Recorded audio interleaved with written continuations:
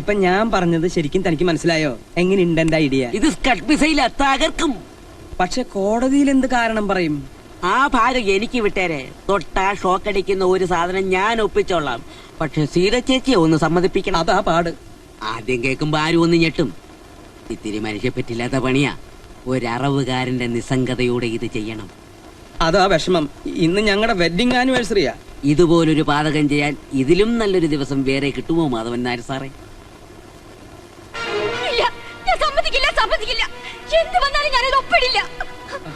എന്റെ സീതയെ എല്ലാം നല്ലതിന് വേണ്ടിയല്ലേ ഞാൻ ഈ പറയണേ. ഈ പെറ്റീഷനിൽ നീ ഒപ്പിടണം.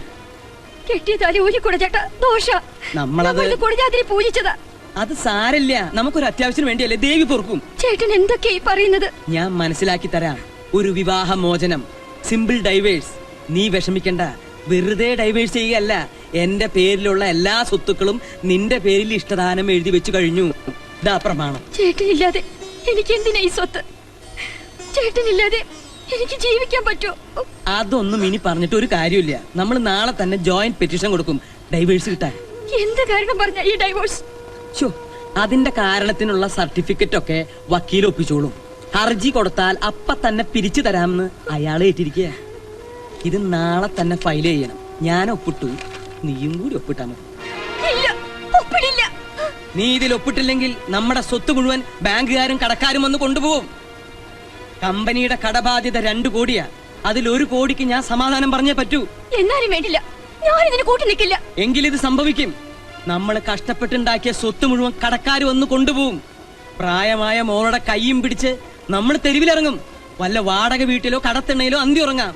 ജീവിതം മുഴുവൻ പട്ടിണിയിലാവും. മോളെ ഏതെങ്കിലും ഒരു നിർധനന്റെ കയ്യിൽ ഏൽപ്പിക്കേണ്ടി വരും. നമ്മുടെ മോളെ ഇങ്ങനെ വഴിയാധാരമാക്കാനാണോ നമ്മൾ ഇത്രയും കഷ്ടപ്പെട്ടത്? എല്ലാ സ്വത്തുക്കളും നിന്റെ പേരിലാക്കി നിന്നെ ഡൈവേഴ്സ് ചെയ്താൽ ഈ കടക്കെണിയിൽ നിന്നും ഞാൻ അതിവിദഗ്ധമായി തലയൂരും.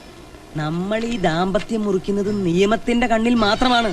പഴയതിലും അടിച്ചു പൊളിച്ച് നമ്മൾ ഭാര്യാഭർത്താക്കന്മാരായി സുഖമായിട്ട് ഇവിടെ കഴിയും. ഇത് നിയമത്തിന്റെ കണ്ണിൽ പൊടിയിടാനുള്ള വെറും ഒരു ചെറിയ ടെക്നിക്കാ. എന്റെ മോളൊന്ന് ഒപ്പിട്ടെ.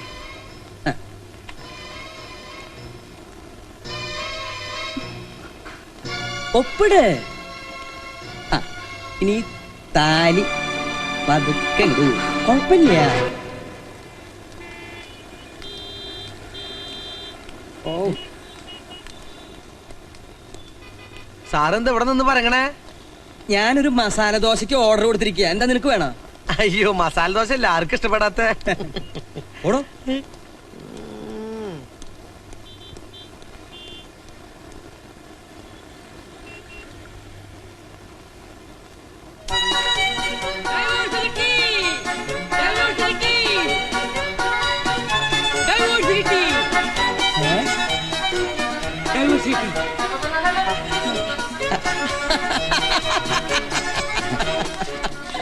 ഡൈവോഴ്സ് കിട്ടി.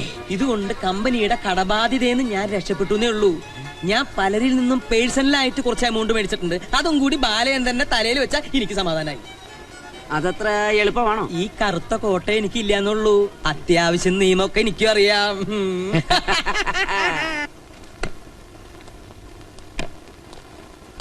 ആ ചതിയ ബാല, അയാള് പാപ്പർ ഹർജി കൂടി ഫയൽ ചെയ്തു.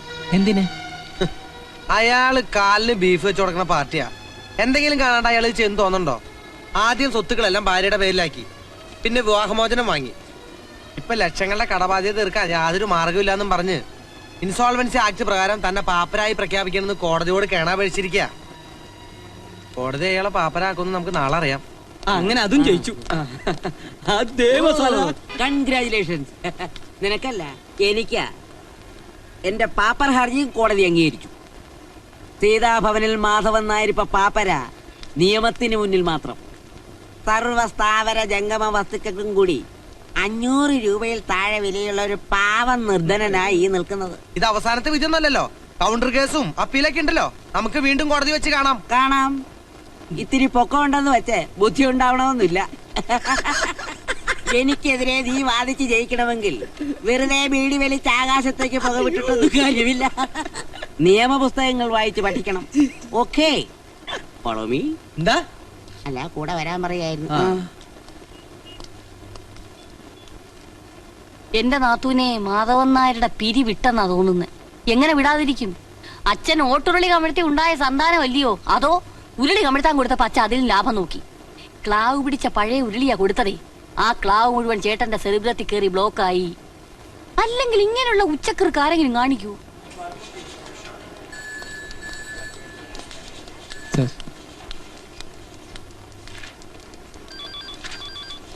ബാലൻസ് ഒന്നും ഇല്ലല്ലോ സാറേ. ഒരു 20 ലക്ഷം അതും പിൻവലിച്ചല്ലോ. എപ്പോ? കുറച്ചു നാളായി. മാധവൻ നായർ സാർ തന്നെയാ വന്നത്. ചിലപ്പോ പറയാൻ മറന്നതാവും.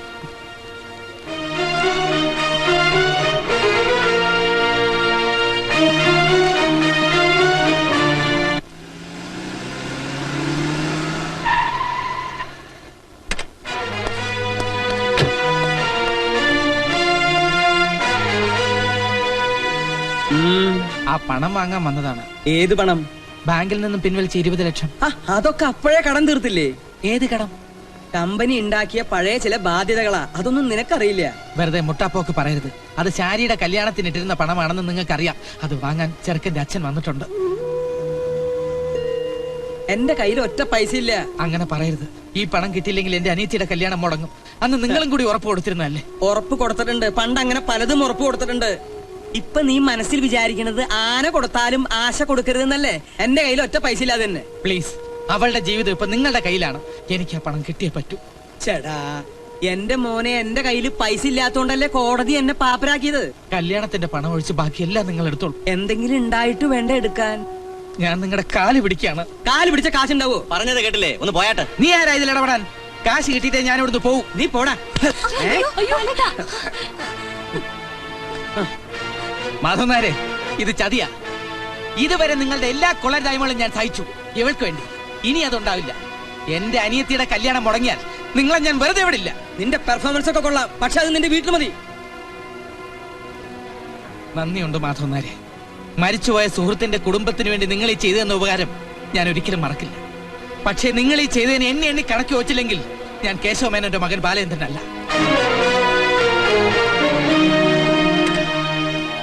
എന്തിനാ അച്ഛാ ഇങ്ങനെയൊക്കെ ചെയ്യുന്നത്? കല്യാണത്തിന് വെച്ചിരുന്ന പണമാണ്. അതൊക്കെ അവന്റെ അടവായി ചെയ്യും.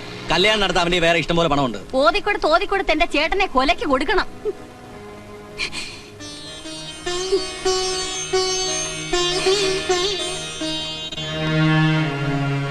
നീ നല്ല ആളാ. ബാങ്കിൽ പോയിട്ട് മണിക്കൂർ അത്രയായി. അദ്ദേഹം ഇരുന്ന് മുഷിഞ്ഞു. പ്രതീക്ഷിച്ച പണം കിട്ടിയില്ല. എനിക്ക് ഒരാഴ്ചത്തെ സമയം കൊടുത്താൽ. അത് ശരി, കല്യാണം കഴിഞ്ഞ് പണം തരാമെന്ന്. 20 ലക്ഷം ബാങ്കിൽ സേഫായി കിടക്കുന്നല്ലേ നിങ്ങൾ പറഞ്ഞത്? ആ പണം നഷ്ടപ്പെട്ടു. ഇതിത്തിരി പഴകിയ കേസായിട്ട് ഞാൻ സമ്മതിച്ചത് കിടപ്പാടത്തിന്റെ ആധാരം എഴുതിക്കാമെന്ന് വിചാരിച്ചിട്ടാണ്. അങ്ങനെ ഒഴിവാക്കി പോകരുത്. നേരും നെറിയുമുള്ള ഒരു നാട്ടിലില്ലാഞ്ഞിട്ട് വേണമല്ലോ ഇവിടെ നിന്ന് ഒരു ബന്ധം വെക്കാൻ. ദൈവത്തോർത്ത് അങ്ങനെ പോയിക്കോട്ടെ.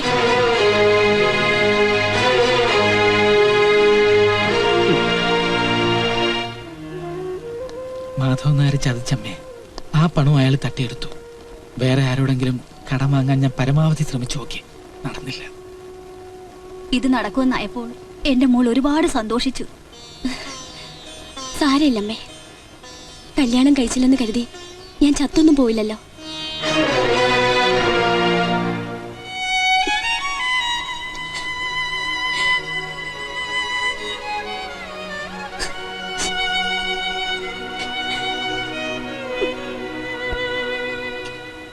മോളെ, ബാലൻ ആകെ തകർന്നിരിക്കുക. അവൻ ഇതുകൂടി താങ്ങാനാവില്ല.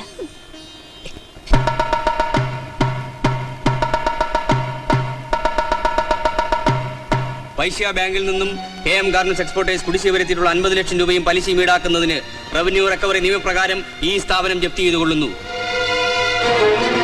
ജപ്തിക്ക് മുമ്പ് ഞങ്ങളുടെ പൈസ കാൽ കാശിന് വിലയില്ലാത്ത ചെക്ക് വെച്ച് 15 ലക്ഷം വാങ്ങിയതാ ലണ്ടൻ എക്സ്പോർട്ടിന്. മാധവൻ മുതലാളിയെ കണ്ടപ്പോ അങ്ങേര് കൈമലർത്തി പാപ്പരാന്ന്. ഞങ്ങളുടെ നെഞ്ച് വെള്ളമാക്കിയ കാശാ ഇങ്ങ് തന്നേരെ സാറേ. കമ്പനിയിൽ ആകെ 1 ലക്ഷം രൂപയുള്ളൂ. ഇത് നിങ്ങൾ വീതിച്ചെടുത്തോളൂ. പിന്നെ ഇത് എന്റെ കാറിന്റെ താക്കോല.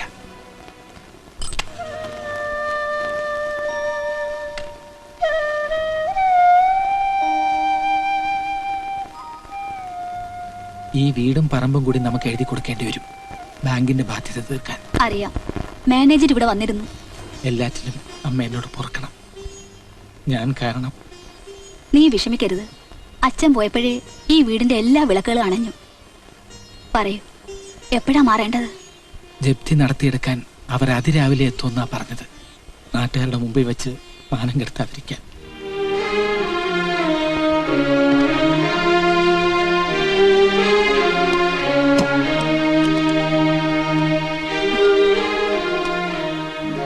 നിനക്ക് സങ്കടം കാണും.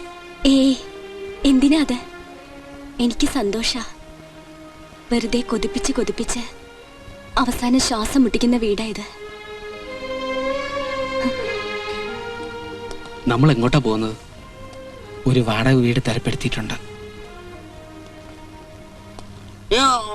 സാറേ, ഇനിയും കുടിച്ച ആമാശയത്തിൽ ഉരുള് പൊട്ടി ഞാൻ ചത്തു.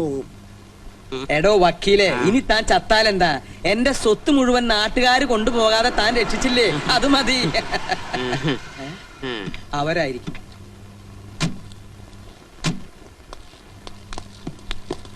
അയ്യോ, ഇതേതാ ഈ പുതിയ അവതാരം? ഇത് ഉജേഷ് ജാൻ, മധ്യപ്രദേശിൽ വലിയ ജൗളി മലയാളിയാ. മാധവൻ സാറ് അയ്യോ, മാധവന്മാരകത്ത് എന്താ കുറച്ചുകൂടെ മുറുക്കുന്നു? ഗസ്റ്റിനെ അപമാനിക്കരുത്. അയ്യോ, ഇത് ഗസ്റ്റ് അല്ല, ഗോസ്റ്റാ. വരൂ. ഫുൾ ലൂസാ. ലൂസും കാക്കാ പുരുഷനിക്ക്